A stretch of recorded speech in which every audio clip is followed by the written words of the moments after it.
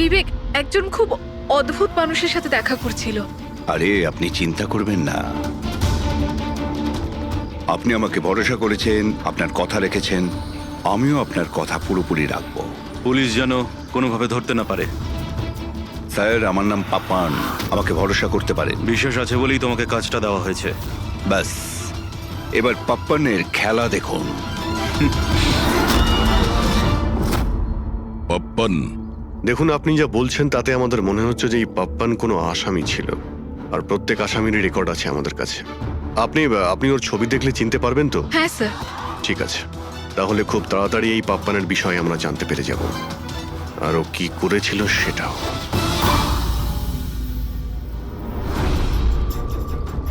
তোমাদের সন্দেহ একদম ঠিক বস, এই খুনটা ছুরির দ্বারা হয়নি। তাহলে কোন অস্ত্র দিয়ে হয়েছে যেটা কেউ দেখতে পায়নি? এমনকি লোকেশ নিজেও সেই অস্ত্র দেখতে পায়নি। হ্যাঁ বস, অস্ত্র চোখে পড়েনি, আর আশ্চর্যের ব্যাপার হচ্ছে খুনিকেও কেউ দেখেনি। এটাই তো রহস্য স্যার, খুন হয়েছে, খুনিকে দেখাই যায়নি। আঘাত ছুরি দিয়ে করার মতো, কিন্তু ছুরি দিয়ে খুন হয়নি। ধাঁধা তো অবশ্যই অভিজিৎ, আর এই ধাঁধাকে সলভ করার জন্য তোমাদের সবাইকে অনেক পরিশ্রম করতে হবে। দেখো বস, আমরা তো আত্মায় বিশ্বাস করি না, কিন্তু সায়েন্সের দ্বারা অনেক কিছু করা সম্ভব।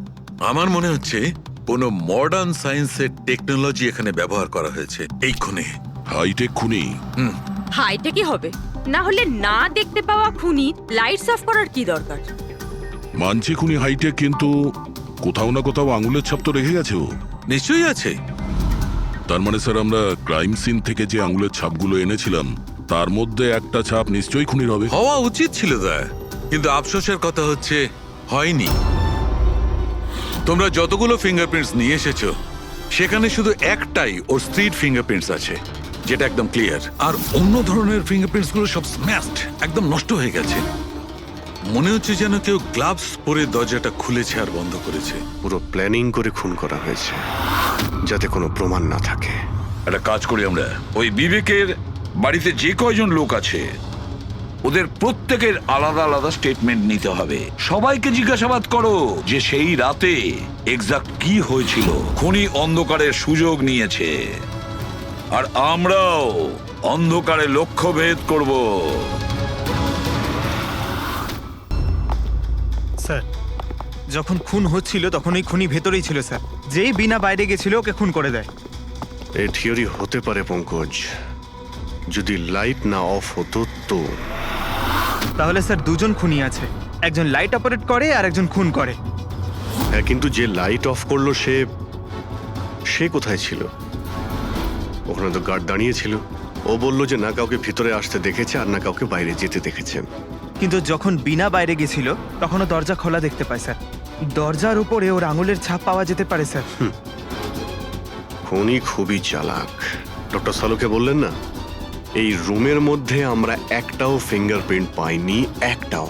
ও হ্যান্ড গ্লাভস পরেছিল স্যার, সেই জন্য হয়তো পাওয়া যায়নি। হ্যান্ড গ্লাভস তো পরেই ছিল।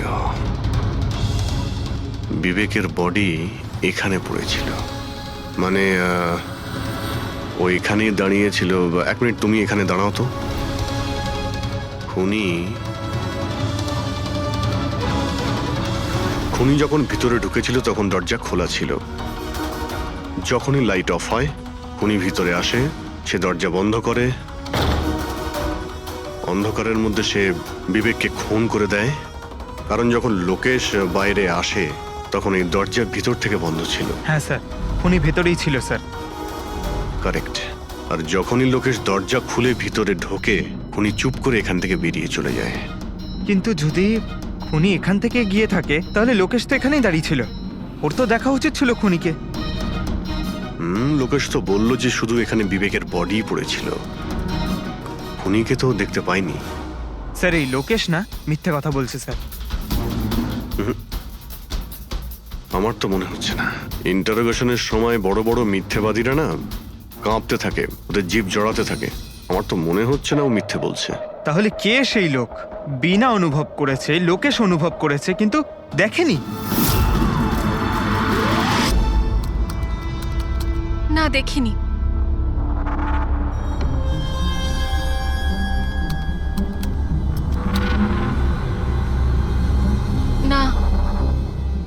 স্যার, হ্যাঁ, খুন হওয়ার আগে বিবেক যেই নাম্বারে ফোন করেছিল সেই নাম্বার একদিন আগে চুরি হয়ে গেছিল, আর এখন সেটা আনঅ্যাভেলেবেল বলছে। আনঅ্যাভেলেবল? এটা নিশ্চয়ই পাপানের নাম্বার দয়া, এটা ওরই নাম্বার। কি জানতে পেরেছো ওর ব্যাপারে? স্যার পুরোবি ট্রেস করছে, ওর ক্রিমিনাল রেকর্ডও চেক করছে, খুব তাড়াতাড়ি আমরা পেয়ে যাব। এই যে এই সে স্যার, হ্যাঁ, স্যার এই দেখুন, আমাদের রেকর্ডে তো অনেকই পাপ্পান আছে, কিন্তু ও যেরকম বলছে সেই অনুযায়ী এই একজনকেই পাওয়া গেছে। স্যার, এটা ওই লোকটাই যাকে আমি বিবেকের সাথে দেখেছিলাম। আমাদের রেকর্ডের হিসাবে তো এই অপরাধী খুব সাংঘাতিক স্যার, খুনিও। আর বিবেক যদি একে টাকা দিয়ে থাকে তো নিশ্চয়ই ও খুন করেছে, আর এখনো বেলে বাইরে আছে, আর পুলিশ স্টেশনে হাজিরা দিতে যায় রোজ। কোন পুলিশ স্টেশনে যায় এই হাজিরা দেওয়ার জন্য?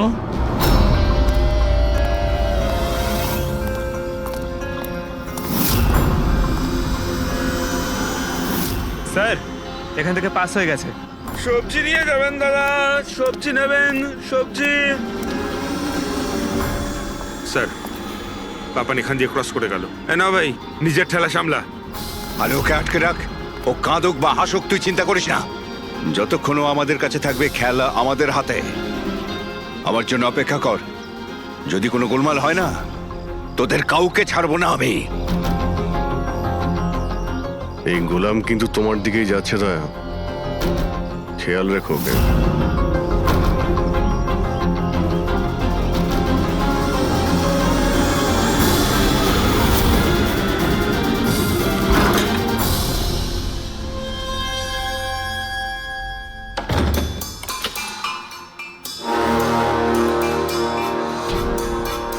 আমার ইনভিটেশনটা কেমন লাগলো ভরত স্যার? দেখুন, আপনারা যেই হন না কেন, আমাকে আর আমার ছেলেকে ছেড়ে দিন। আমি আপনাদের কাছে ক্ষমা প্রার্থনা করছি, ক্ষমা।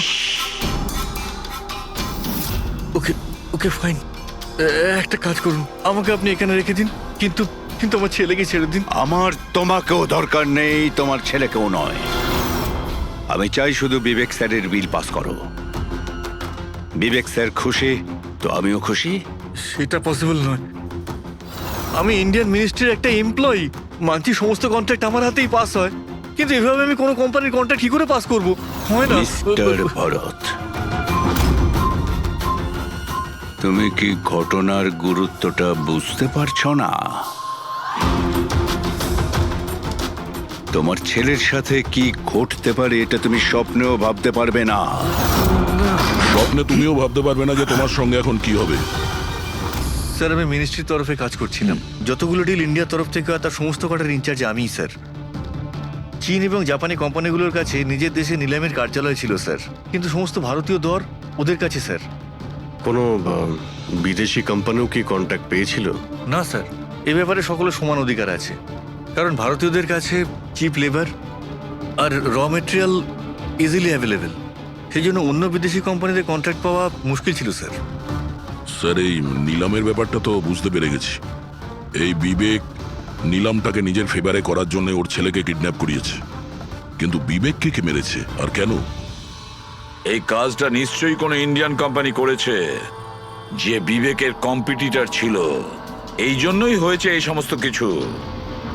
ওই লিস্টটা আপনি নিয়ে এসেছেন যেখানে বিবেক ছাড়া অন্য কারো নাম রয়েছে? স্যার, যেমন আপনি বলেছিলেন স্যার, তো প্রত্যেকের নাম এই লিস্টে আছে স্যার। Thank you.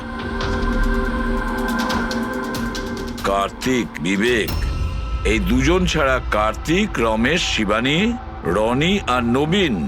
আচ্ছা মিস্টার ভরত, এদের মধ্যে আপনার কাকে মনে হয় যে বিবেকের বিরুদ্ধে নিলাম ডাকতো সব থেকে বেশি?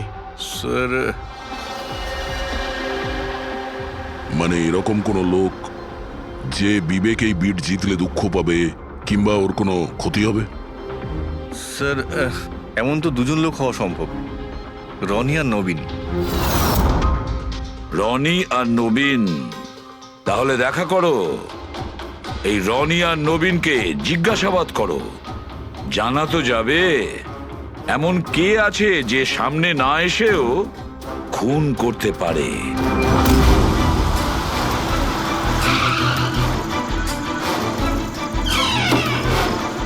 হ্যাঁ বলুন, কাকে দরকার?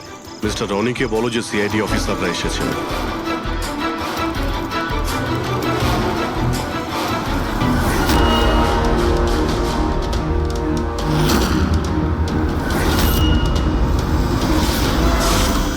স্যার লাইট বন্ধ হয়ে গেল। আমি আমি আমি না, দেখছি কি মিস্টার কারণে রনি, হলো। আপনি বাইরে যাবেন না, আপনি এখানেই দাঁড়ান প্লিজ। আপনাকে কেউ মারতে চাইছে, মনে হচ্ছে সেই খুনি। সিকিউরিটি! রনি, আপনি এখানেই থাকুন। সিকিউরিটি!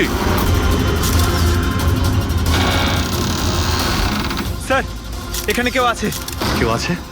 স্যার এখানে। কে এখানে? কে এখানে? মিস্টার রনি, আপনি এখানেই থাকুন।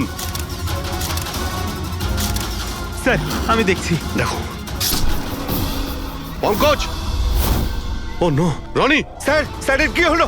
এক minute, he is no more. তুমি কি বাইরে কাউকে পালাতে দেখলে? না স্যার, স্যার আমি যখন জাংশনে গেলাম গিয়ে লাইট অফ করতেই দেখলাম গেটের পাশে দ্বিতীয় সিকিউরিটি পড়ে রয়েছে। তারপর ভেতরে এলাম স্যার। Hello sir. স্যার, আমরা রনিকে বাঁচাতে পারলাম না। He is dead. এটা কিভাবে হতে পারে অভিজিৎ? খুন তোমার সামনে হয়েছে আর তুমি বলছো খুনিকে তুমি দেখতেই পাওনি? হ্যাঁ স্যার, শুনে তো আগে আমাদের বিশ্বাসই হয়নি স্যার, কিন্তু আমরা তো নিজের চোখে দেখলাম কেউই ছিল না স্যার। তার মানে একদম বিবেকের খুনের মতন। হ্যাঁ স্যার। এটা কি ধরনের খুনি স্যার, যে আছে কিন্তু দেখতে পাওয়া যাচ্ছে না? সেটাই তো। কিন্তু আমি শিওর যে ওখানে ছায়ার মতো কিছু দেখেছিলাম, একেবারে অদ্ভুত রকমের। আই মিন, এক্সপ্লেন করা খুবই মুশকিল, কিন্তু সালুকে ওই ফটো থেকে কিছু বের করতে পারলে? বস চেষ্টা তো করছি, হয়তো কিছু পেয়ে যাব। কিন্তু একটা কথা ঠিক, এই খুনটাও সেইভাবে হয়েছে যেমনটা এর আগের বার হয়েছে। এই দেখো বস, এই দেখো এই ছবিটায় হালকা মতো আলোকিত জায়গাটায় কিছু অন্য কথা বলছে, ছায়ার মতো, বিনা আকারের। এটা কি সেটা কিছুতেই বুঝতে পারছি না। ডক্টর সালুখে, আমি তো আগে থেকেই বলছিলাম এটা নিশ্চয়ই কোনো আত্মা। স্যার ও যেই ছিল আমি ওকে অনুভব করেছি স্যার। আমি ওকে ধরার চেষ্টা করেছিলাম কিন্তু ধরতেই পারলাম না। দেখো ভাই, আত্মা টাত্মা কিচ্ছু নয়। বস এটা কি সেটা কিন্তু এখনো জানতে পারিনি। সালুকে, এটা কি ধরনের অস্ত্র ব্যবহার করেছে ওই খুনিটা? এইটা বস, এইটা হচ্ছে অস্ত্র, এটাকে সুরিকান বলা হয়। শুরিকেন? স্যার এই ধরনের অস্ত্র তো আমি মার্শাল আর্টের ফিল্মে দেখেছি। আরে এগুলো তো ওই নিনজারা ইউজ করে। ওই নিনজা? স্যার এটা জাপানিজ অস্ত্র। নিনজাস এই টাইপের অস্ত্র ব্যবহার করে। জাপান নিনজা, আর এই অকশনটাও জাপানি হতে চলেছে স্যার। তাহলে এই সবকিছুর কানেকশন জাপানের সঙ্গে নেই তো? অবশ্যই আছে, জাপানের সঙ্গে কানেকশন আছে। ওই রাকেশের সঙ্গে কথা বলতে হবে। ওই তো গিয়েছিল জাপানে কোনো ডিলের ব্যাপারে কথা বলতে। রাকেশ, তুমি বিবেকের পার্টনার তাই তো? তাহলে তুমি অবশ্যই জানবে যে বিবেক ও বিড হাসিল করার জন্য পাপার নামে কোনো গুন্ডাকে হায়ার করেছিল ভরতের ছেলেকে কিডন্যাপ করানোর জন্য, তাই তো? না স্যার, এই ব্যাপারে আমি কিচ্ছু জানি না। আরে এটা কি করে হতে পারে? এত বড় একটা ব্যাপার আর পার্টনার জানেও না? স্যারও আমার কাছে অনেক কথা লোকাতো, তাই বিজনেসেও আমাদের লস হচ্ছিল। এমনিতে আমাদের এই বিজনেসে লস কভার করার জন্য বিবেক কি কি করতো আর কোথায় কোথায় যে যেত তা আমি কিছু জানি না। আচ্ছা আচ্ছা, আপনি জাপানে গিয়েছিলেন না বিবেকের খুন হওয়ার আগে? হ্যাঁ গেছিলাম। কি করতে গেছিলেন আপনি? আমাদের এক প্রজেক্টের ব্যাপার ছিল, সেই জন্য আমি জাপান গেছিলাম। কিন্তু বিবেক এখান থেকেই সমস্ত অপারেশন হ্যান্ডেল করছিল। কোনো প্রজেক্টের জন্য? আচ্ছা, কিসের প্রজেক্টের জন্য ডিটেলে একটু বলবে আমাকে? জাপানে একটা দ্বীপ আছে যেটাকে ঐতিহাসিক আর পবিত্র মনে করা হয়। ওখানের লোকেরা আমাদের এই প্রজেক্টটা করতে বারবার বারণ করছিল। পবিত্র সমান্তি দ্বীপ? কি পবিত্র আছে ওই আইল্যান্ডে? কিছু পুরনো যোদ্ধাদের ওখানে কবর দেওয়া হয়েছিল, যেমন সামুরাইদের, মরেনদের আর নিনজাদের। ও, সামুরাই, মনিন, নিনজা, পুরনো যোদ্ধাদের কবর দেওয়া হয়েছিল ওখানে। স্যার এটা কি কোনো কাকতালীয় না অন্য কিছু? এই যে নিনজারা, এরা পুরনো দিনের হত্যাকারী ছিল জাপানে, এবং আজও অনেক লোক এদেরকে মানে। তাই ওরা হয়তো চায় না যে ওই জায়গায় এই অয়েল ট্রেলিং হোক, আর ওরা একে হ্যাঁ, হতে পারে দয়া, হতে পারে, কিন্তু এটাও তো হতে পারে যে এদের নিজেদের মধ্যে কোনো শত্রুতা বা বিজনেসের রেষারেষি। স্যার, এটা নবীন তো হতে পারে না, কারণ যখন দ্বিতীয় খুনটা হয়েছিল তখন আমি আর পূরবী ওখানেই ছিলাম। তাহলে বাকি থাকলো ওই তিনজন ব্রিডার, শিবানী, রমেশ আর কার্তিক। তিনজনকেই এখানে ডেকে পাঠাই। কার্তিক, রমেশ, শিবানী, তাহলে তোমরা তিন ভারতীয় ছিলে বিবেকের সঙ্গে বিট করার জন্য জাপানে।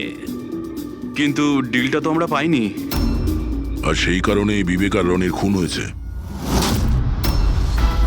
কার্তিক, আপনি কোথায় ছিলেন যখন এদের দুজনের খুন হয়? স্যার, আমি তো মিটিংয়েই ছিলাম, আপনি এমপ্লয়ীদের কাছে জিজ্ঞেস করতে পারেন। আর রমেশ? স্যার, আমি সামাজিক মানুষ, আর স্যার এর প্রমাণ সেই অফিসার। আর স্যার, যেই মুহূর্তে খুন হয়েছিল আমি ওনার সাথেই ছিলাম স্যার। তাহলে এটাও তো হতে পারে, তাই না, যে এই খুন তোমরা করিয়েছিলে? স্যার, আমরা কেন খুন করাবো স্যার? সবাই তো নিজের নিজের ভাগ্যেই করে খায়। আর ডিল হয়নি তো কি হয়েছে স্যার?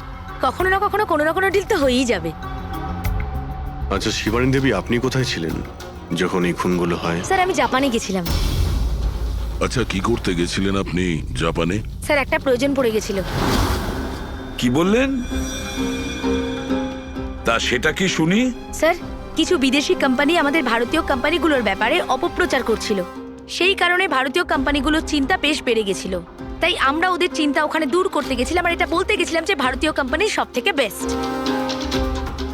আর এমনিতেও স্যার আমরা বিটসগুলো উইথড্র করে নিয়েছি, তো আমরা কেন মারতে যাব? আর বিটস উইথড্র করার কোনো বিশেষ কারণ? স্যার, কারণ শুধু একটাই, যে আমরা নিজেদের জীবনে এসে বাজে বাজে টেনশন চাই না। আর স্যার, আমরা কোনো রকমের রিস্ক নিতে চাই না। স্যার, আমরা স্যার যা পাচ্ছি তাতেই আমরা সকলেই ভালো আছি।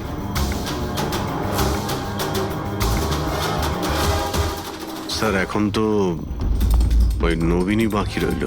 ও তোর ভিডিও এখনো ফেরত নেয়নি। তাহলে ওই আবার এইসব করেনি তো?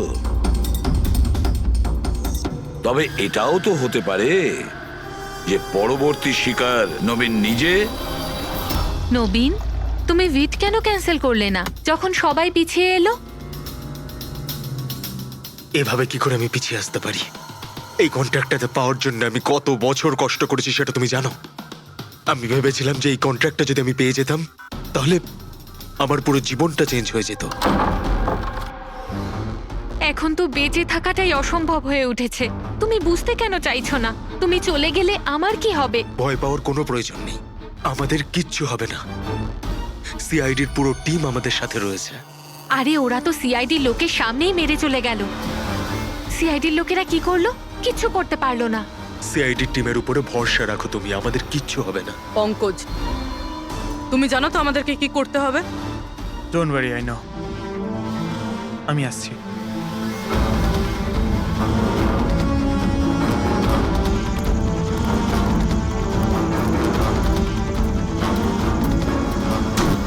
এটাই সেই জাংশন বক্স যার জন্য এত কিছু হচ্ছে। আজ দেখেই ছাড়বো এটা কে। এই জায়গাটা ঠিকঠাক।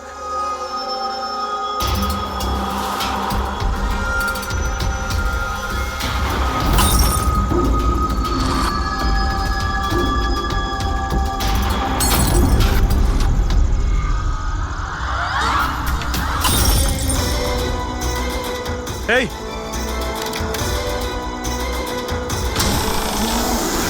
এই হ্যাঁ, কে ওখানে?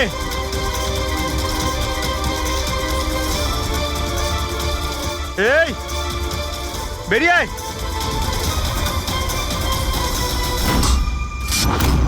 নবীন, লাইট অফ হয়ে গেল কেন? তোমার কিচ্ছু হবে না। না না না, মনে হয় আমি চলে বলছি তো এসেছে কিচ্ছু ওরা। হবে না। কিচ্ছু হবে না। আরে আরে, ভয় প্লিজ পাচ্ছ কেন? প্লিজ রিল্যাক্স হয়ে চুপ যান। করো।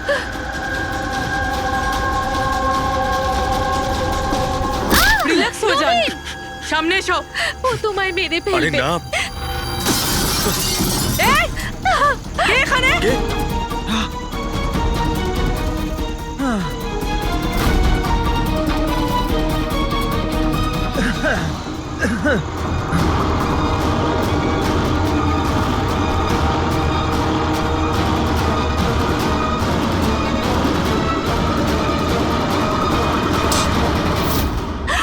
আপনারা ঠিক আছেন? হ্যাঁ,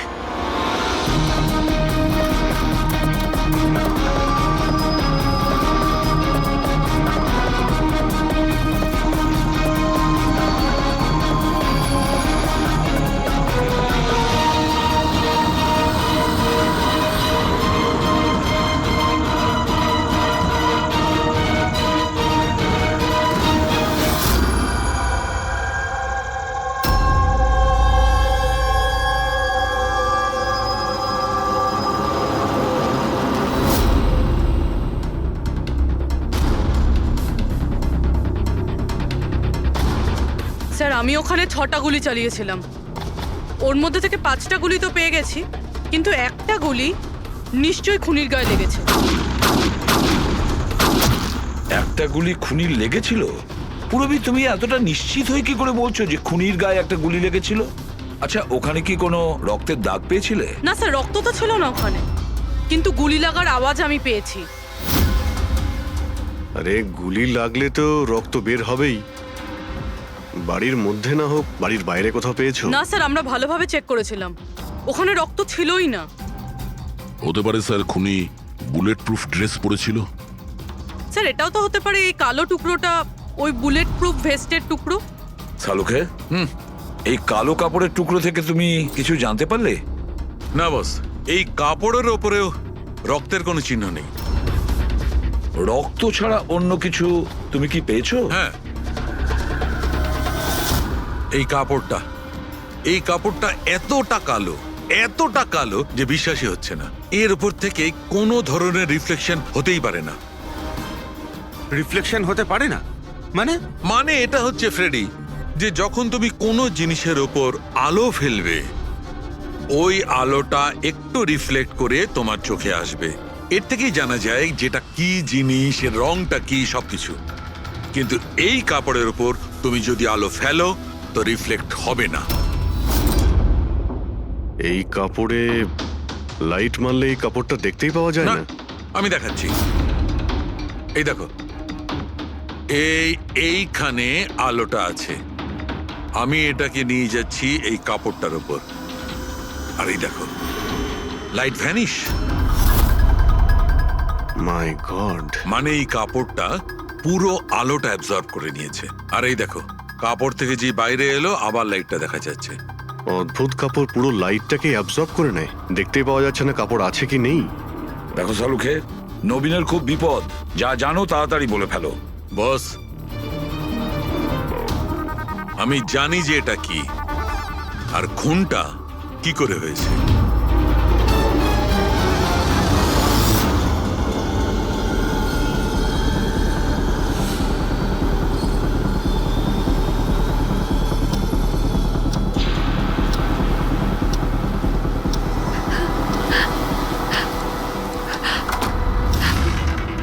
শিখা, কি হয়েছে তোমার? এত চিন্তিত লাগছে কেন তোমায়? তোমার কিচ্ছু হবে না, রিল্যাক্স করো। কি করে রিল্যাক্স থাকবো? তোমার কিছু হয়ে গেলে তবে? আরে বাবা, আমি তো বললাম যে আমাদের কিচ্ছু হবে না।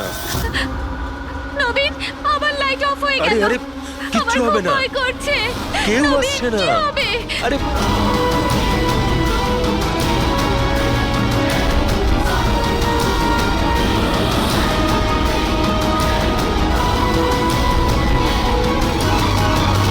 ব্যাস, খেলা শেষ। এক গ্লাস দুধ নিজের হাতে করে নিয়ে আসো, তাহলেই সব টেনশন দূর হয়ে যাবে। আচ্ছা, তাই নিয়ে আসছি। Please, thank you.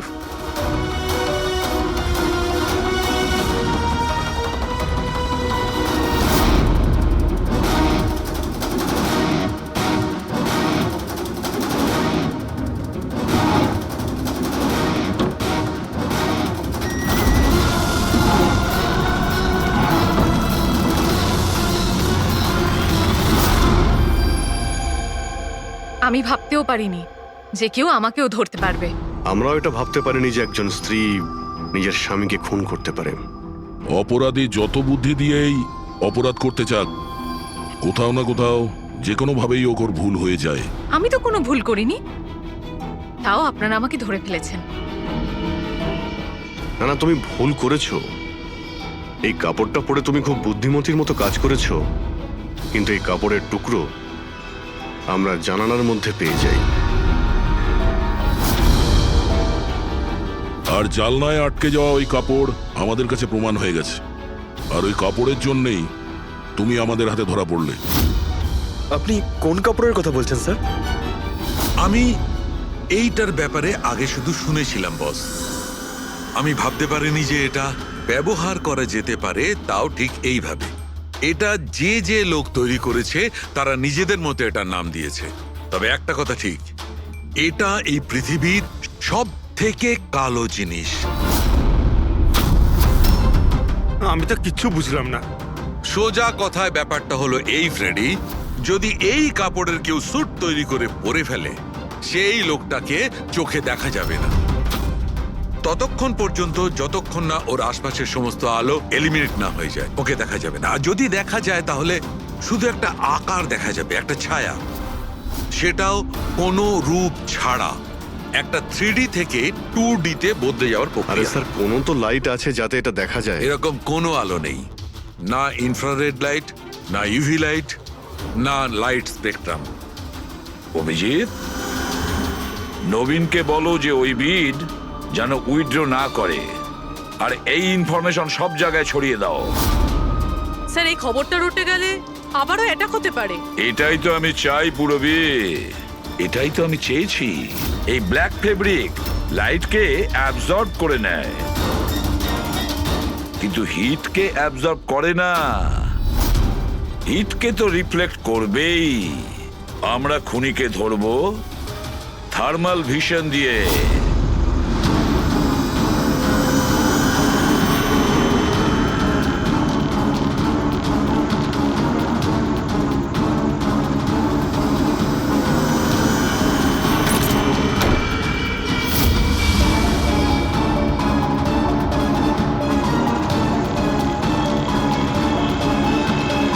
ব্যাস, খেলা শেষ। এইভাবেই এই কালো ড্রেসের জন্য তোমার খেলা শেষ হয়ে গেছে? হ্যাঁ, এখন তাড়াতাড়ি বলো, নিজের স্বামীর খুন করেছো কেন তুমি? ঘৃণা করতাম আমি ওকে।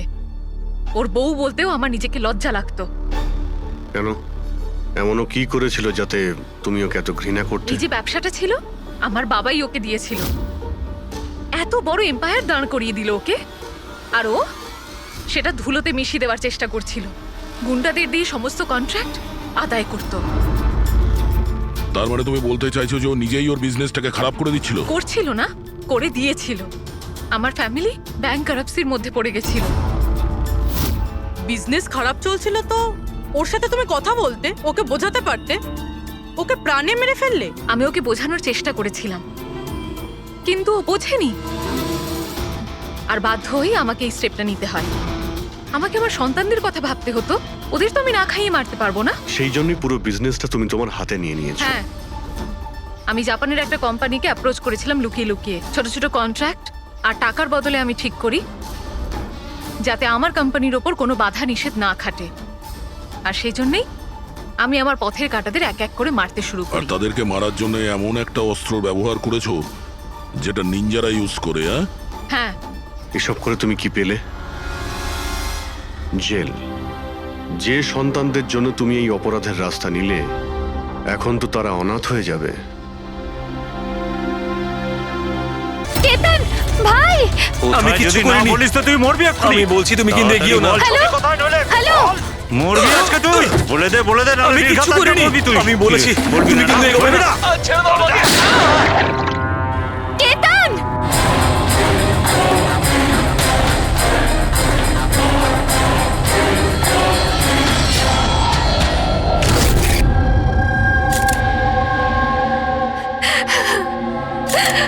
আপনি প্লিজ বসুন, সামলান নিজেকে।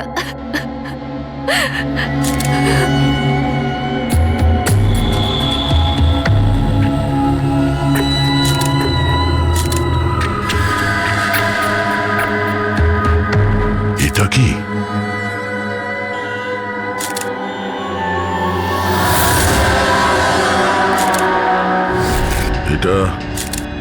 কারোর জুতোর থেকে এসছে মনে হচ্ছে।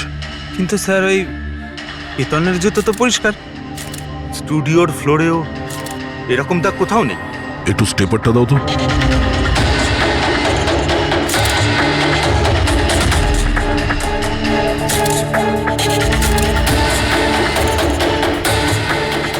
ধুলো মাটি কিংবা কাদা তো মনে হচ্ছে না,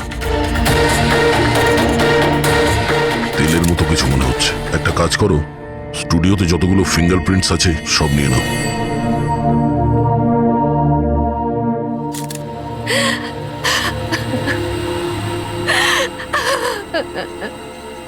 মায়াদেবী, আমি জানি যে এই সময়টা ঠিক নয় জিজ্ঞাসা করার জন্যে, কিন্তু তবুও আপনাকে ডিস্টার্ব করছি।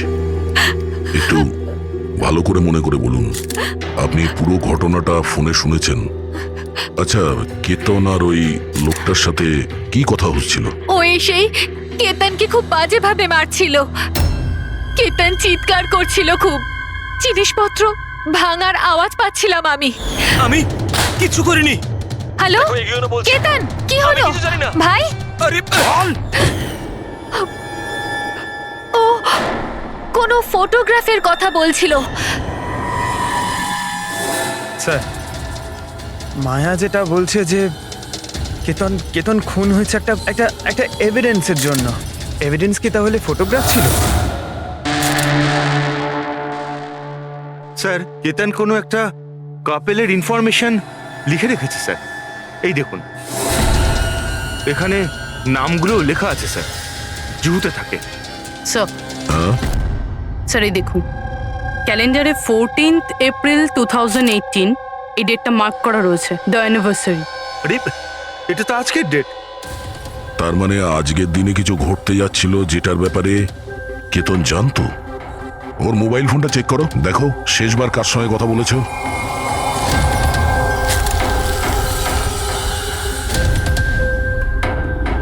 স্যার, টিম ক্রাফট ওয়ার্কারদের সঙ্গে কথা বলেছিল সন্ধে 8:30টায়।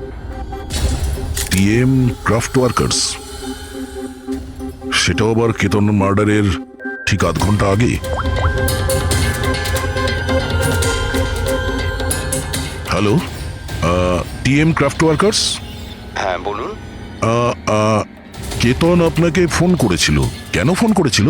আপনি কে? আমি ওর বন্ধু বলছি। হ্যাঁ, ও ফোন করেছিল তো, শুধু এই কারণে ফোন করেছিল যে গিফটটা ঠিক সময় পৌঁছেছে কিনা জানতে। গিফট? কি ধরনের গিফট? একটা ফটো ফ্রেম ছিল মনন আর শ্যামলের জন্য। ওদের 25th অ্যানিভার্সারি ছিল, সেই উদ্দেশ্যেই ফটোটা ডেলিভারি হওয়ার ছিল। মনন আর শ্যামলী, ওদের বাড়ির অ্যাড্রেসটা পাওয়া যাবে? আর্জেন্ট আছে।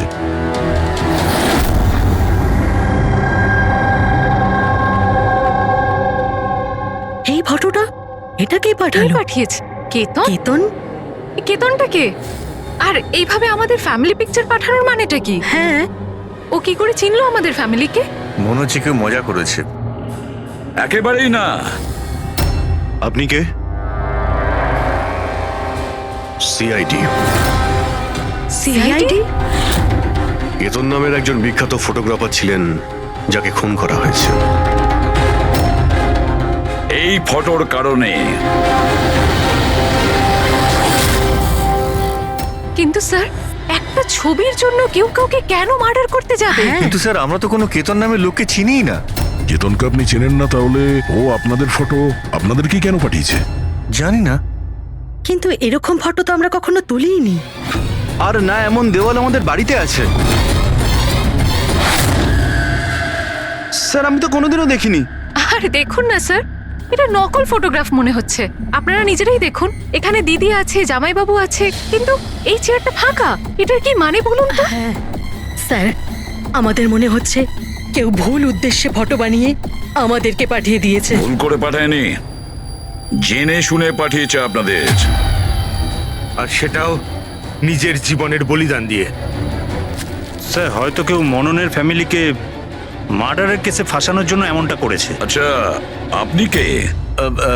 উনি হলেন আমাদের ফ্যামিলি ফ্রেন্ড মিস্টার বিক্রম। আচ্ছা, আপনাদের ফ্যামিলি ফ্রেন্ড। স্যার, এতে একটা মেসেজও আছে, শি ইজ হাইডিং, সেভ হার। হয়তো কেতন আপনাদের কাউকে খোঁজার জন্য বলেছেন। খুঁজে বার করার জন্য?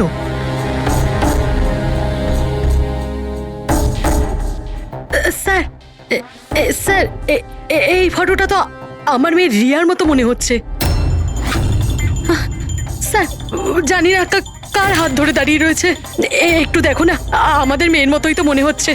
না না, দেখো, এটা রিয়া নয়। না না না, ও রিয়া, এটা রিয়া এটা নয়। রিয়া। এই ইয়েলো কালারের ড্রেস আমার মেয়ে রিয়াই পরেছিল যখন ও নিখোঁজ হয়ে গেছিল। মনে হচ্ছে কেতন রিয়াকে খোঁজার কথা বলেছে। এটা রিয়াই, একটু এটা রিয়া দেখো না। নয়। এক মিনিট কতদিন ধরে উধাও আপনাদের মেয়ে? 12 বছর। হ্যাঁ, 12 বছর? স্যার, এই 12 বছর পরে কেউ কারোর ইনফরমেশন কেন দেবে? এই রিয়া 12 বছর ধরে নিখোঁজ। কিছু না কিছু কারণ তো নিশ্চয়ই আছে এই ফটো পাঠানোর। স্যার কোনো কারণ নেই, এটা শুধুমাত্র একটা কোইন্সিডেন্স।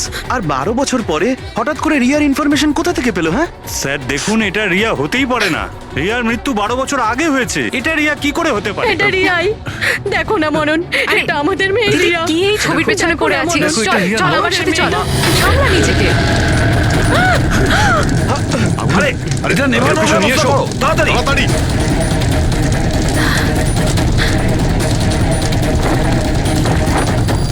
সাবধানে। স্যার, এই ফটোটা তো পুড়ে গেল, এবার কি করব? কোনো ব্যাপার না, আরো একটা পেয়ে যাবো।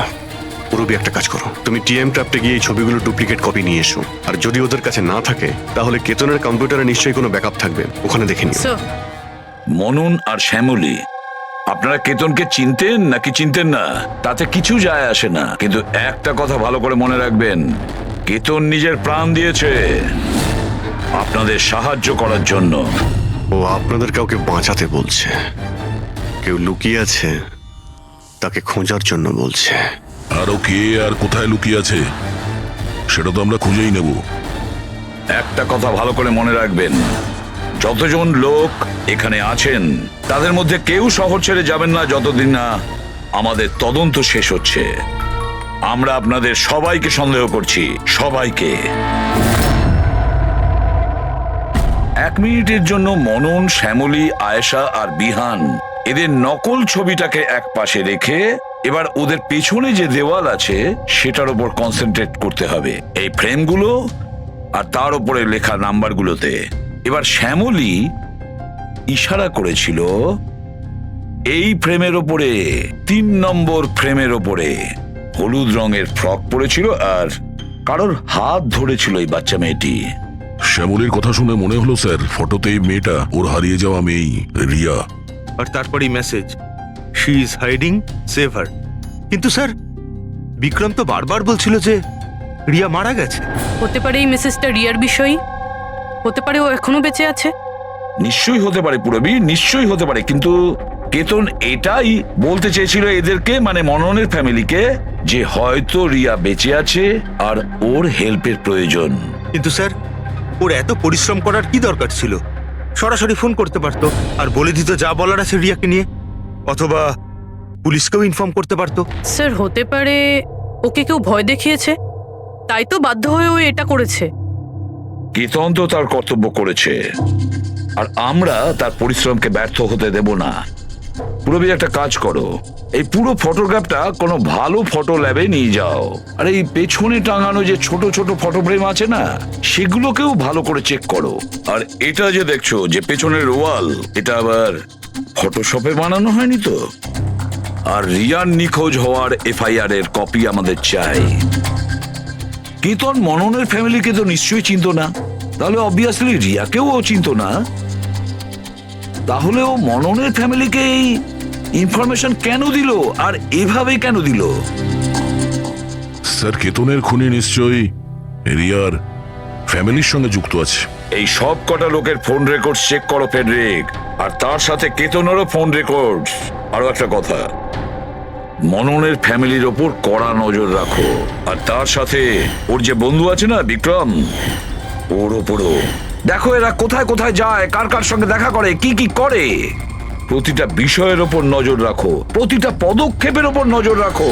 ওই কেতনের সঙ্গে যে কয়জন লোক কাজ করতো তাদের সঙ্গে দেখা করতে হবে। আপনারা দুজনে তো কেতনকে খুব ভালোভাবে চিনতেন, তাহলে ও কোনোদিন আপনাদের বলেছে কোনো ছোট বাচ্চার ব্যাপারে, জুহুর একটা ফ্যামিলির ব্যাপারে, ওর ফ্যামিলির পোর্ট্রেটের ব্যাপারে? আগে না স্যার, আমাকে এইসব ব্যাপারে কিচ্ছু বলেনি। আচ্ছা, কেতন কি শুধু আপনার জন্যই কাজ করতো নাকি আরো অন্য কিছু করতো, মানে অন্য কারোর জন্য ছবি তুলতো? কেতন আমার জন্য ফ্যাশন ফটোগ্রাফি করতো, পাশাপাশি অন্যান্য বড় হাউসেও এক্সক্লুসিভ ক্যাটালগ শুট করতো। মায়া, আপনি তো কেতনের বোন, তাহলে আপনি তো জানবেন যে ও কার কার সঙ্গে মেলামেশা করতো। স্যার, কেতন খুব রিজার্ভ থাকতো, সব সময় কাজ করত, আর ওর বন্ধুর সংখ্যাও কম ছিল। স্যার, ইদানিং কেতন একটা ইন্টারন্যাশনাল এক্সিবিশনের জন্য অ্যাসাইনমেন্ট পেয়েছিল, যে কারণে মুম্বাইয়ের গলি গলিতে ঘুরে ঘুরে ও স্ট্রিট ফটোগ্রাফি করে বেড়াতো। ওই ছবিগুলো কি আমরা দেখতে পারি? হ্যাঁ স্যার।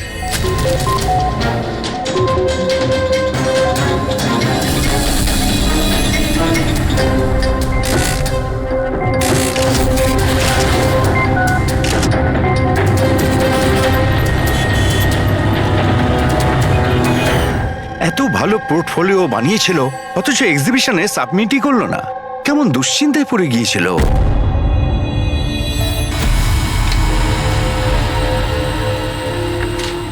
এই ওয়ালে যতগুলো ফটোজ আর নাম্বার আছে সবগুলো আসল, আর বাকি সব?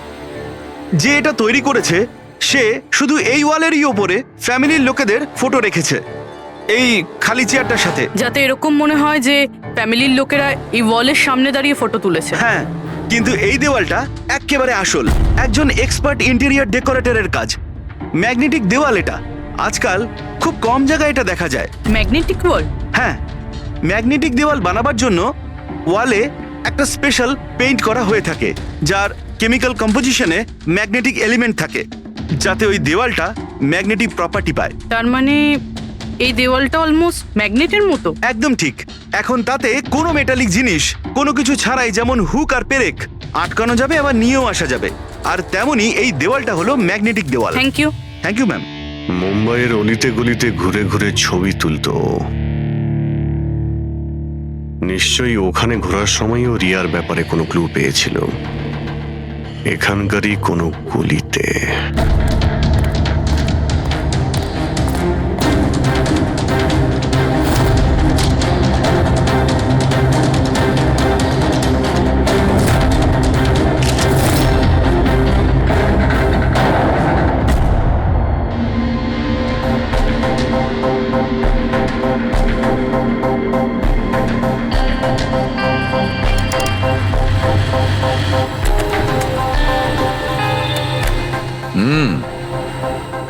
তাহলে এই ব্যাপার।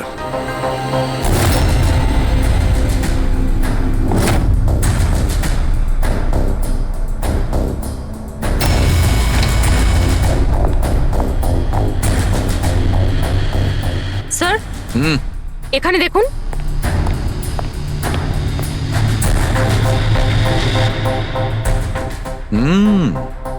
Good job Sarika. Thank you. বলো সালুকে, কি পেলে? বস, একটা দারুণ জিনিস পেয়েছি। দয়া, তোমার মনে আছে তুমি আমাকে কিছু ওই চকচকে জিনিস দিয়েছিলে, যেটা তুমি ক্রাইম স্পটে পেয়েছিলে, মনে আছে? স্যার, এটা ওখানে ক্রাইম সিন থেকে পাওয়া গেছে। এটা মাটি কিংবা কাদা তো মনে হচ্ছে না, হতে পারে কোনো অয়েল কিংবা গ্রিস। তুমি একদম ঠিক ভেবেছিলে দয়া, ওটা গ্রিসই ছিল। বস, আমি ওই পদার্থটার মধ্যে গ্রিসের চিহ্ন পেয়েছি, আর ওই গ্রিসটা এত পুরনো যে এখন ও ওর কেমিক্যাল কম্পোজিশনই বদলে ফেলতে চলেছে। এক মিনিট সালুকে, পুরনো মানে কত বছরের পুরনো?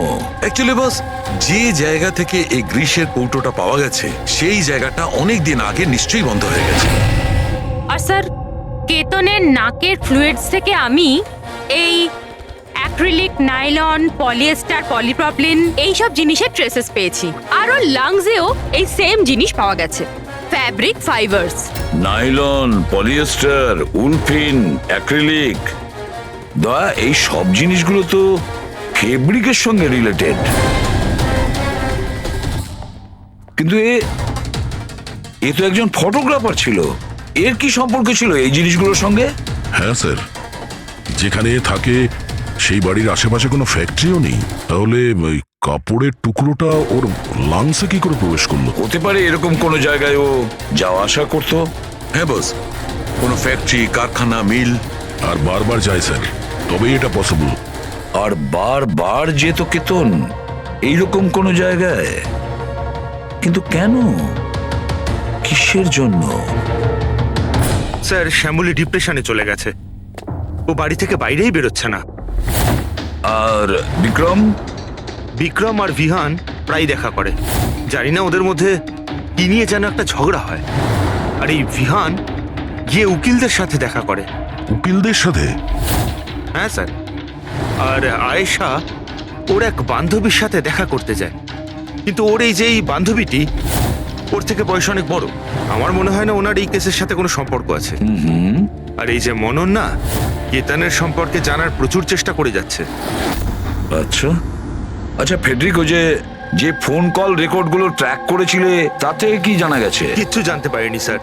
ওদের যে রেজিস্টার্ড মোবাইল নাম্বারগুলো, তার থেকে কিচ্ছু পাইনি। স্যার। হ্যাঁ, ফটোগ্রাফসের প্রিন্ট বার করেছো? হ্যাঁ স্যার। স্যার, যেরকম আমি ফোনে বলেছিলাম ওই দেওয়ালটা আসল স্যার। ম্যাগনেটিক ওয়াল? হ্যাঁ স্যার। স্যার, কেতন এই সব ছবিগুলো ওই ওয়ালে লাগিয়ে এই ছবিটা তুলেছে, আর তারপরে ওই ফ্যামিলি ফটোটা ফটোশপ করে দিয়েছে। স্যার, এই ওয়ালের খোঁজ করতে বেশি সময় লাগবে না। ইন্টেরিয়ার ডিজাইনারের কাজ। আর এই ওয়ালে মেটালিক ডিজিট লাগানো আছে স্যার। তাহলে এবারে এই সমস্ত ফটোগ্রাফস আর্কিটেক্ট আর ডিজাইনারদের অফিসে পাঠিয়ে দাও, তখনই জানা যাবে কে এই ম্যাগনেটিক ওয়াল তৈরি করেছে।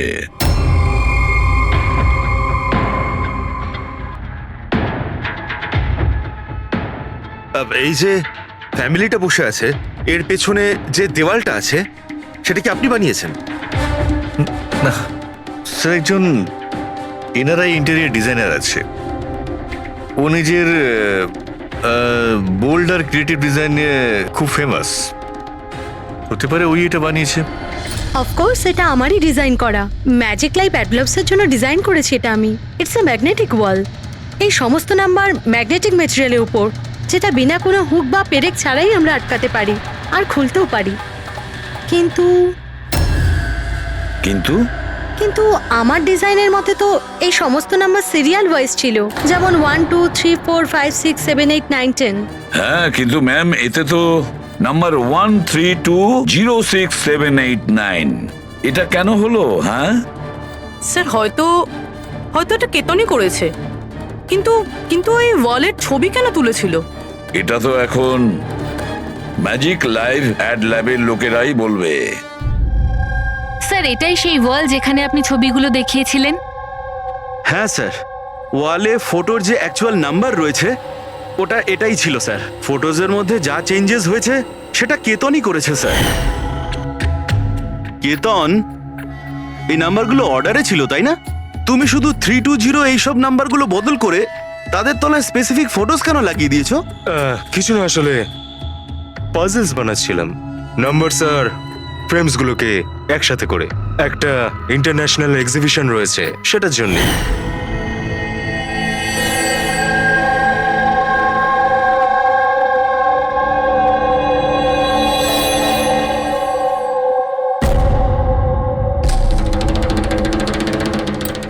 আপনারা কেতনকে পারমিশন দিয়েছিলেন কি করে এসব করার জন্য? আসলে স্যার, কেতন আমাদের সাথে আগেও কাজ করেছে। ও একটা ইন্টারন্যাশনাল এক্সিবিশনের জন্য ছবি তুলছিল, আর এই জন্য এই ওয়ালটারও দরকার ছিল, আমরাও ইউজ করতে দিয়ে দিয়েছি। হ্যাঁ স্যার, কি সব পাজলের কথা বলছিল, আমরা তো কিছুই বুঝতে পারছিলাম না। পাজল?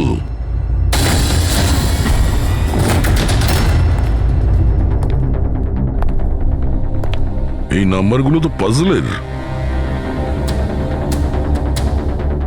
ওই পোর্ট্রেটে 3206 ছিল, আর ওর নিচে যে ফটোগ্রাফসগুলো আছে, আচ্ছা ওগুলোই পাজল নয় তো? হতে পারে কেতন আমাদের ওই ফটোগ্রাফের দ্বারা রিয়ার গল্প শোনাতে চেয়েছিল।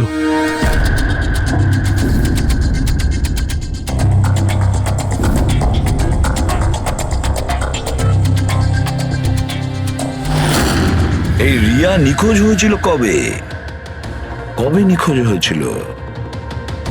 রিয়ার মিসিং এর এফআইআর এর কপি আছে না? হ্যাঁ স্যার।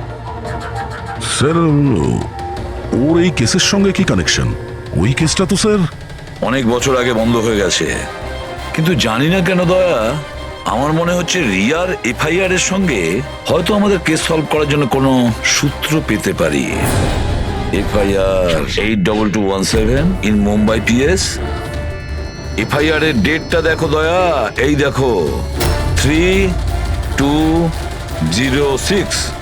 3/2/2006, মানে এটা ডেট?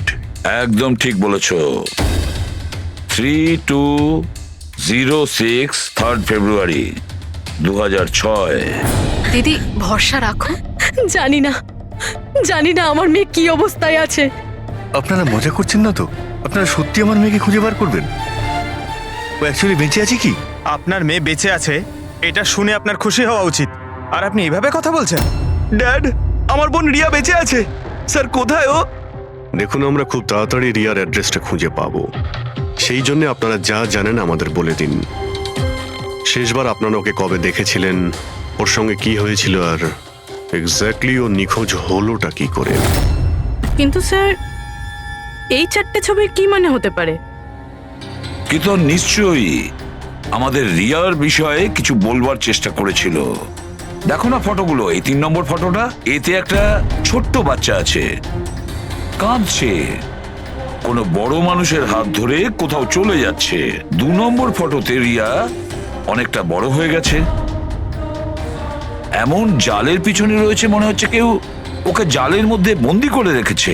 এই 3য় ছবি, এটাতেও মনে হচ্ছে যেন কেউ ওকে বন্দি করে রেখেছে।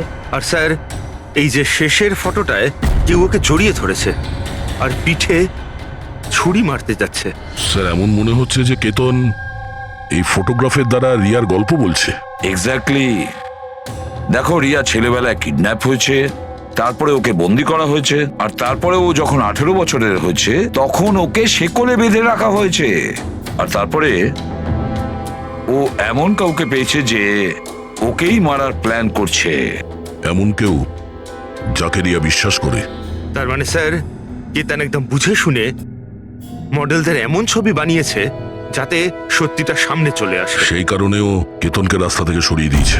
রিয়া বাকি বাচ্চাদের মতো নর্মাল ছিল না। ওর স্বভাব ওর বয়সের বাচ্চাদের তুলনায় অনেক আলাদা ছিল। এই জন্য সব সময় ওর ওষুধের প্রয়োজন পড়তো।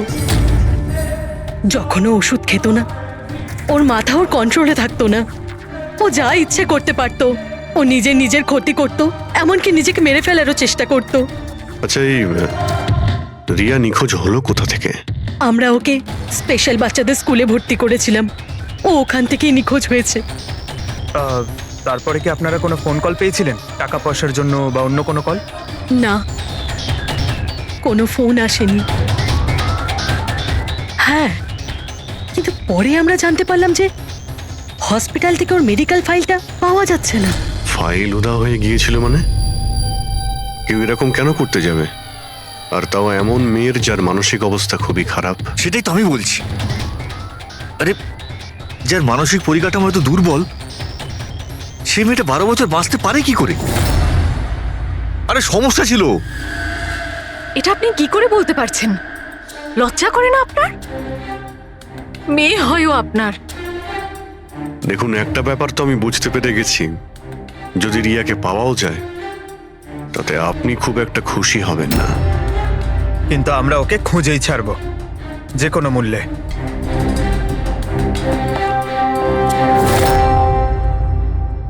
দয়া, এই ফটোটাকে মন দিয়ে দেখো। দেখো, রিয়া বড় হয়ে গেছে, 18 বছর বয়স হয়েছে ওর, কিন্তু ওর পায়ে শেকল পরানো আছে। স্যার, এই পেছনে জানলা কার্পেট দেখা যাচ্ছে। দা, মনে পড়ছে সারিকা কি বলেছিল? কেতনের নাকের ফ্লুইডস থেকে আমি এই অ্যাক্রিলিক, নাইলন, পলিয়েস্টার, পলিপ্রপলিন এইসব জিনিসের ট্রেসেস পেয়েছি। এই সব কটা জিনিস ফেব্রিকের সঙ্গে রিলেটেড, কার্পেটের সাথে। ওই কেতন ছবির মাধ্যমে বোঝাতে চেয়েছিল যে ওই রিয়া কোনো পুরনো মিল বা ফ্যাক্টরিতে আছে। স্যার, চতুর্থ ফটোটায় অয়েল ক্যান আর খালি বাক্স ছিল। আর কেতনের স্টুডিও থেকে আমরা গ্রিসের ছাপ পেয়েছিলাম তো। স্যার হয়তো খুনি কেতনের স্টুডিওতে সেখান থেকেই এসেছিল যেখানে রিয়া বন্দি আছে। তৃতীয় ছবিতে ওই কার্পেটের গলি, আর চতুর্থ ছবিতে ওই ফ্যাক্টরি। স্যার, এই দুটো জায়গা পাশাপাশিই হবে। আমাদের আগে এটা জানতে হবে যে কার্পেটের ওই গলিটার আশেপাশে কোনো পুরনো বন্ধ ফ্যাক্টরি আছে কিনা। যাই করতে হবে খুব তাড়াতাড়ি করতে হবে বস, কারণ আমাদের মননের বাড়িতে যাওয়ার পরে খুনি নিজে সামনে আসবে না, হতে পারে কাউকে দিয়েও কাজ।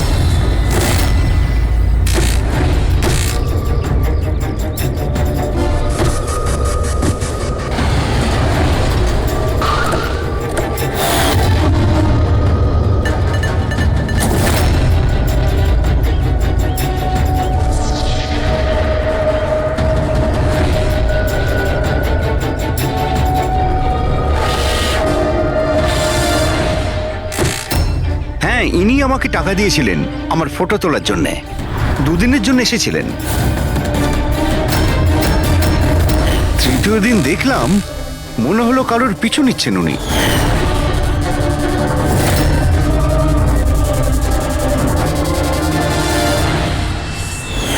কার পিছু নিয়েছিল? সেদিকে তো মন দিইনি আমি। ও কোন দিকে গিয়েছিল পিছু নিতে নিতে? এই দিকে গিয়েছিল।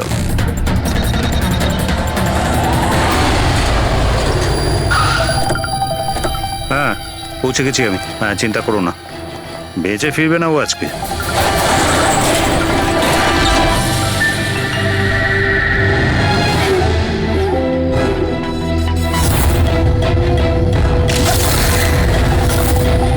এই বন্ধ কর এটা।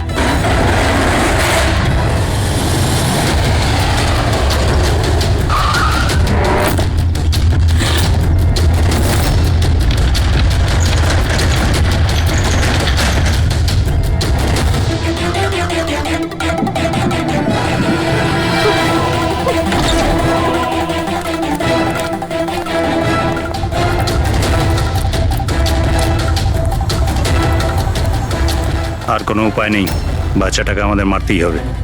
বাচ্চাটার বডিটা এখান থেকে হাফিস করার পর এই পুরো জায়গাটাকে আগুন লাগিয়ে পুড়িয়ে শেষ করে দিবি, যাতে এখান থেকে কেউ কোনো প্রমাণ না পায়। এখানে তো কিছু পেলাম না, চলো অন্য কোথাও গিয়ে দেখি।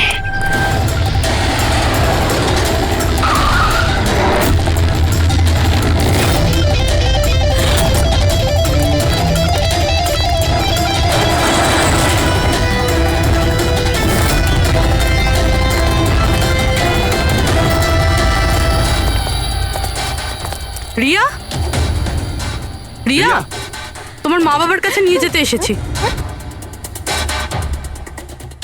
চলো। দাঁড়াও,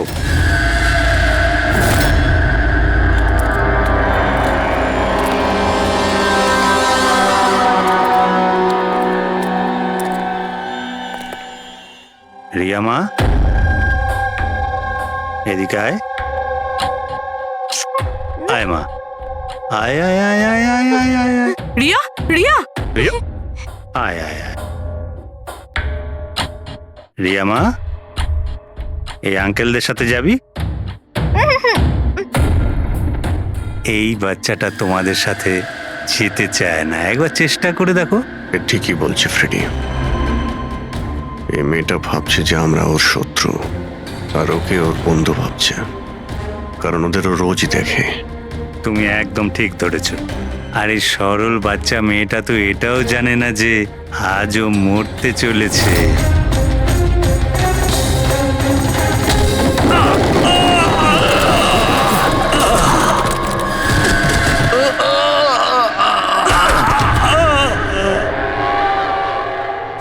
কে তোরা?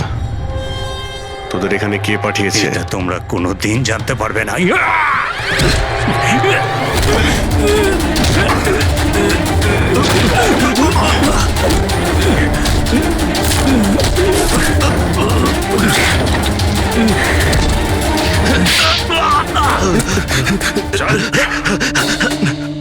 এ তো গেছে দেখছি। তোদের কে পাঠিয়েছে? হ্যাঁ, স্যার আমি কিছু জানি না স্যার, ওই সব কিছু জানতো স্যার। যে জানতো সে তো মারা গেছে। এবার কি করে জানতে পারবো স্যার কে পাঠিয়েছিল এদের? রিয়া তো প্রচন্ড ভয় পেয়ে আছে, ও কিছু বলতেও পারবে না। রিয়া বলতে পারে না, কিন্তু চিনতে তো পারে। মানে মানে রিয়া এই খুনিকে চিনতে পেরেছে। কেন? কারণ ও ওকে রোজ দেখতো, ওকে সব সময় দেখতো। ওর মনে হয়েছিল যে এ ওর নিজের কেউ, সেই জন্যই ওর সঙ্গে যাবার জন্য রাজি ছিল। তাহলে রিয়া হয়তো তাকে নিশ্চয়ই চিনবে যে এখানে ওকে 12 বছর ধরে বন্দি করে রেখেছে, যে ওর সঙ্গে রোজ কথা বলে, আর যে ওকে মারার জন্য এই গুন্ডাদের এখানে পাঠিয়েছে। এবার রিয়াই বলবে যে অপরাধীটা আসলে কে। রিয়া, যাও যাও রিয়া। এসো মা, আমার কাছে এসো।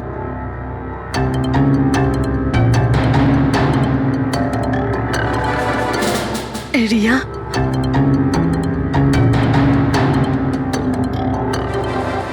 এসো সোনা আমার, নিজের মায়ের কাছে এসো। এসো এসো মা আমার, এসো মা, এসো এসো সোনা আমার। আয় মা। রিয়া,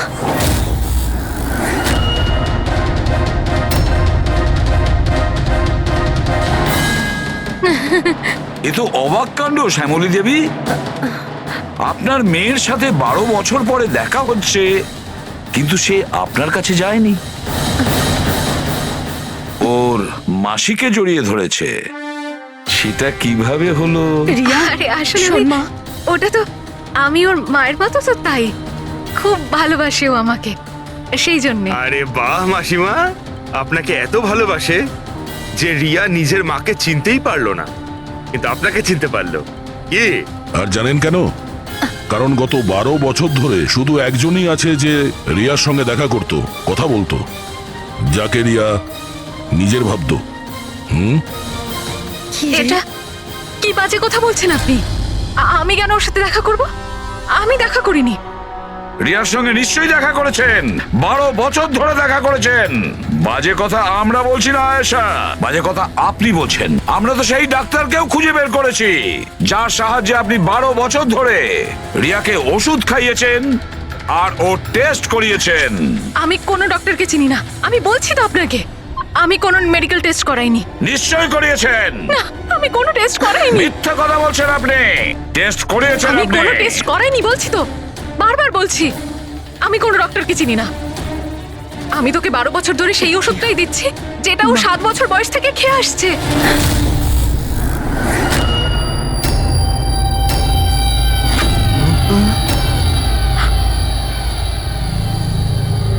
এসে গেলেন না?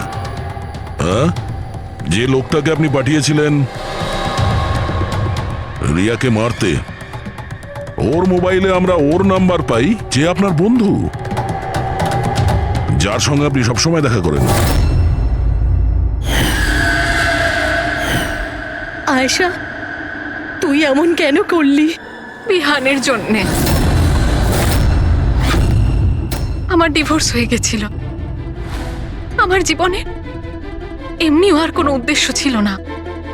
আমি বিহানকে কার কাছে রেখে যেতাম? আমার মনে হলো যে এই পুরো প্রপার্টি, এই টাকা, এগুলো সব আমার ছেলের হওয়া উচিত, রিয়ার না। রিয়া তো তাছাড়া এমনিতেই ভীষণ অসুস্থ। তুমি নিজের ছেলের ভবিষ্যৎ তৈরি করতে গিয়ে নিজের বোনের মেয়ের জীবনে অন্ধকার নামিয়ে দিয়েছিলে। রিয়া নিখোঁজ হওয়ার পরে মনন আর শ্যামলী তোমার ছেলে বিহানকে দত্তক নেয়, এটাই তো তোমার প্ল্যান ছিল। তুমি এতটা নিচে নেমে গেছিলে যে তুমি একটা ছোট বাচ্চাকে মেরে ফেলতে চাইছিলে? আমি ওকে মারতে চাইনি, আমিও একজন মা। বিশ্বাস করুন আমার, আমি রিয়াকে আঘাত করতে চাইনি। খুব চেষ্টা করেছি আমি ওকে সামলানোর, কিন্তু সামলাতে পারেননি, আর সেই কারণেই আপনি রিয়াকে মারার পরিকল্পনা করেন। এই কেতন মাঝখানে কি করে এলো? আর ও রিয়ার ব্যাপারে কি করে জানলো? কেতনের সাথে আমার অ্যাফেয়ার চলছিল। ও আমার থেকে বয়সে ছোট ছিল ঠিকই, কিন্তু আমি ওকে খুব সাহায্য করতাম। অনেকবার আমি ওকে টাকাও দিয়েছি ওর কাজের জন্য। শুধু বয়ফ্রেন্ড ছিল? ও তো তোমাকে মন থেকে ভালোবেসেছে। সেটা কি ওর দোষ ছিল? ও তোমার বয়ফ্রেন্ড ছিল, তাহলে ওকে তুমি মারলে কেন? হ্যাঁ, ওই কার্পেটের গলিতে একদিন ফটোশুট করছিল, হঠাৎ ও আমাকে দেখে ফেলে, আর আমার পিছু নিতে নিতে ও রিয়া পর্যন্ত পৌঁছে যায়। আমি ওকে খুব ভয় দেখাই, খুব হুমকি দিই, এমনকি এটাও বলি যে আমি ওর ক্যারিয়ার ধ্বংস করে দেব। কিন্তু না, বোধহয় ওর মধ্যে মানবিকতা জাগছিল, সেই জন্যে ওকে শেষ করে দিতেই হলো। বাহ, দারুণ কাজ করেছেন। কিরকম মা আপনি! 12 বছর ধরে একটা নিষ্পাপ শিশুকে তার মা বাবার থেকে দূরে রেখেছেন। কি পেলেন আপনি? হ্যাঁ, ভুলে গিয়েছিলেন আপনি যে দেরি করে হলেও সত্যিটা সামনে আসবেই। নিজের স্বার্থ সিদ্ধির জন্য বড় অপরাধ করেছেন আপনি। আইন আপনাকে কোনোদিন ক্ষমা করবে না। কঠোর থেকে কঠোরতম শাস্তি হবে আপনার, কঠোরতম শাস্তি। কে এখানে? কাউকে দেখতে পেলে? রনি, আপনি এখানেই থাকুন। সিকিউরিটি লাইট অন করো। স্যার আমি বাইরে দেখছি। পঙ্কজ,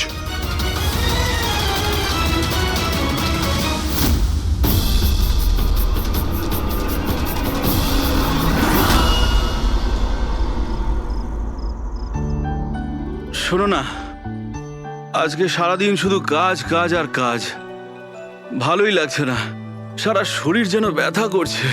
বিবেক, 24 ঘন্টা যদি ভাবো তাহলে লোড তো পড়বেই। যখন এত বড় বিজনেস করছি তাহলে তো ভাবতেই হবে, তাই না? একটু ভেবেচিন্তে কাজ করলে মাথায় একটু চাপটা তো কম পড়বে। আরে এটা কোনো বাচ্চাদের খেলা নয় যে হাতে তুড়ি দিলেই কাজ হয়ে যাবে আর তুড়ি দিলেই কাজ শেষ হয়ে যাবে, বুঝতে পারছো? ঠিক আছে, একটা কাজ করি, আমি লোকেশকে ডেকে দিই, ও তোমাকে ভালো করে মালিশ করে দেবে। হ্যাঁ, মালিশ নয়, আমার জন্য শুধু 1 গ্লাস গরম গরম দুধ নিয়ে আসো, যাতে সব টেনশন দূর হয়ে যায়। আচ্ছা, তাই নিয়ে আসছি। Please, thank you.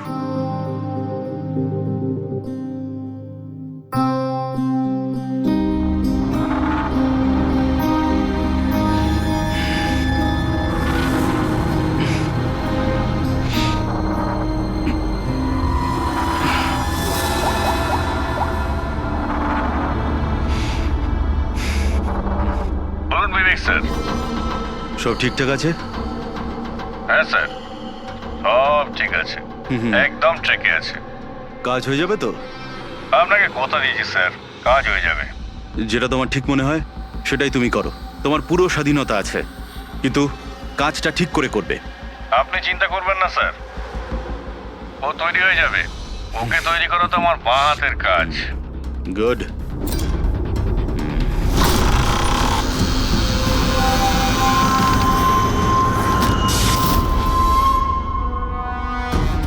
এই লাইটের আবার কি হলো?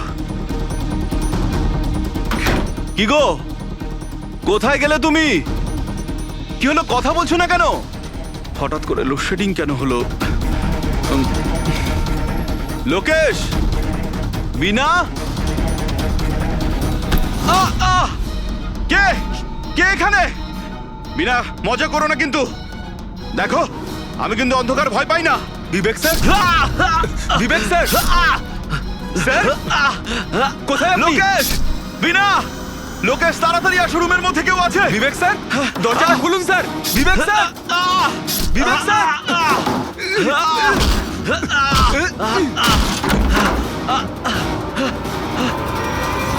বিবেক স্যার, মালকিন, বিবেক স্যার, স্যার, স্যার উঠুন। এ কি হলো স্যার আপনার? বিবেক স্যার,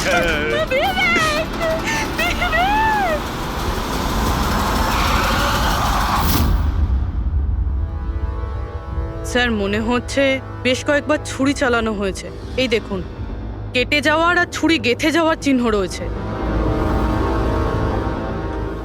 আঘাতের চিহ্ন দেখে তো মনে হচ্ছে এটা ছুরির আঘাত নয়, অন্য কিছু দিয়ে খুন করা হয়েছে। এমন কেন মনে হচ্ছে স্যার আপনার? এই দেখো, এই যে আঘাতের যে চিহ্ন দেখতে পাচ্ছ, একদম সমান সমান, একই সাইজের, আর এটা খুব বেশি গভীরও নয়। যদি ছুরি দিয়ে আঘাত করতো তাহলে বড় হতো, গভীর হতো, আর প্যাটার্নটাও এরকম হতোই না। মানে স্যার ছুরির মতোই এটা একটা ছোট অস্ত্র, আর ওকে বারবার মেরে খুন করেছে। তাই তো মনে হচ্ছে ভাই। আপনি কোথায় ছিলেন যখন এই খুনটা হয়েছিল? স্যার আমি নিচে নিজের ঘরে ছিলাম। যখন স্যারের গলার আওয়াজ পেলাম তখন ছুটে ওপরে এলাম। অনেকবার দরজা ভাঙার চেষ্টা করলাম কিন্তু পারলাম না স্যার। আর ভিতর থেকে স্যার বারবার চেঁচাচ্ছিল খুব জোরে। তারপরে দরজা ভেঙে যখন ভেতরে গেলাম আর আমি দেখলাম যে যখন দৌড়ে ভেতরে এসেছিলেন তখন আপনি খুনিকে দেখেননি? এটাই তো অদ্ভুত ব্যাপার স্যার, কাউকে দেখতেই পেলাম না। ভিতর থেকে দরজা বন্ধ ছিল? হ্যাঁ স্যার।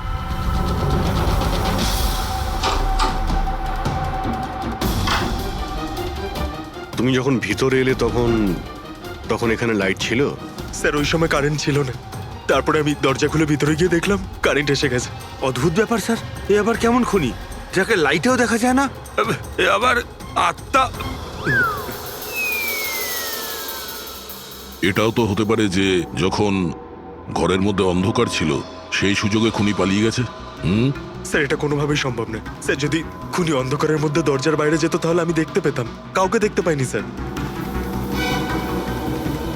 এখান থেকে বাইরে যাওয়ার তো আর কোনো রাস্তা দেখতেও পাচ্ছি না। সেটাই তো, রুম থেকে বাইরে বেরোনোর একটাই রাস্তা, সেটা হলো এই দরজাটা। দরজা ভেতর থেকে বন্ধ ছিল আর লোকে সেই দরজাটাকে খুলেছে, আর ও তো এসে খুনিকে দেখেনি। অদ্ভুত ব্যাপার।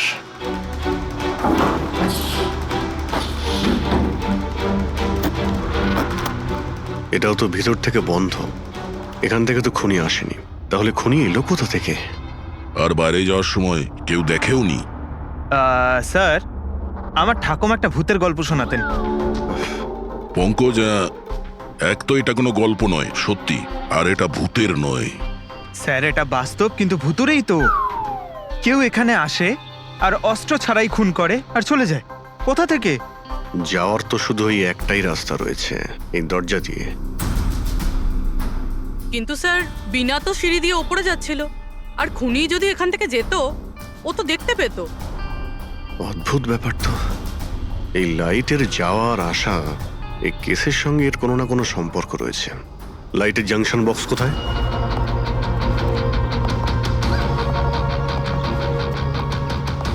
স্যার এটাই সেই বক্সটা।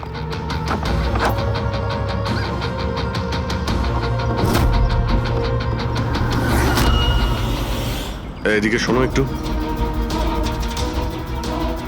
কালকে তুমি ডিউটিতে ছিলে? আমি তো গেটে ছিলাম স্যার। তুমি গেটে থাকতেও কেউ বাড়িতে ঢুকে খুন করে চলে গেল, তুমি বুঝতেও পারলে না? দেখুন স্যার, আমি ডিউটিতে অ্যালার্ট থাকি, কেউ ভেতরেও আসেনি, কেউ বাইরেও যায়। অ্যালার্ট? তাহলে খুনি হাওয়াতে ভেসে এলো আর হাওয়াতেই উড়ে গেল? হ্যাঁ, এই লাইট সুইচ অফ করেছিল কে এখান থেকে? জানি না স্যার, হঠাৎই অফ হয়ে গেল। আমি ভেবেছিলাম ফিউজ উড়ে গেছে। আচ্ছা, কোনো স্পার্ক ফাক হয়েছিল এই জাংশন বক্সে? না স্যার, কোনো স্পার্ক হয়নি, কারেন্ট চলে গেল। আর যখন এই লাইট চলে গেল আমি জাংশন বক্সে এলাম, দেখলাম বাকি সব ঘরে লাইট রয়েছে, আমাদের ঘরেই নেই। দেখলাম জাংশন বক্স খোলা, এখানকার সুইচ অফ হয়েছিল। আমি অন করলাম স্যার, আর যখনই অন করলাম লাইট চলে এলো। কেউ তো এসেছিল এখানে, যেই বক্সের তারগুলোকে কেটে দিয়েছে। বিবেকের বউ বিনা, ওর কাছেও জিজ্ঞাসা করে নি।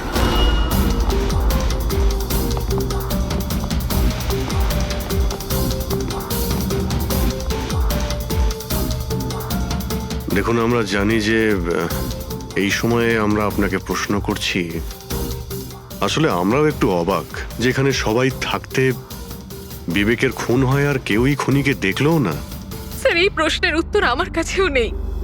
আমি নিজেই অবাক যে খুনি কিভাবে এলো আর কিভাবে গেল, আমি কিছুই দেখতে পেলাম না।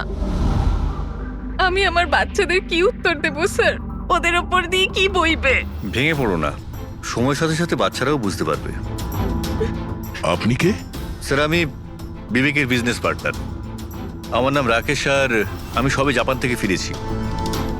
কিসের জন্য জাপানে গিয়েছিলেন? স্যার একটা বিজনেসের ব্যাপারে গেছিলাম। কি কি বিজনেস করেন আপনি? স্যার বিবেক আর রাকেশ একটা জাপানে তৈলজাত পদার্থের ব্যবসা শুরু করেছিল। জাপানের সিতে জয়েন্ট ভেঞ্চার ছিল ইন্ডিয়া জাপানের। বন্ধু তো গেলই, জানি না এবার কোম্পানিটার কি হবে। আচ্ছা, কারোর সঙ্গে বিবেকের কি কোনো শত্রুতা ছিল? বা গত কয়েকদিনের মধ্যে ও কি কোনো স্ট্রেসে ছিল, কোনো হুমকি দেওয়া ফোন বা ওরকম কিছু? না স্যার, কখনো এইরকম এই হুমকি বা এমন কিছু ও বলেনি, কিন্তু স্যার জাপানের ডিলটা নিয়ে ও খুব টেনশনে ছিল। কি ধরনের টেনশন? ডিলটা হবে না হবে না। কিন্তু স্যার আরো একটা ব্যাপার, কি?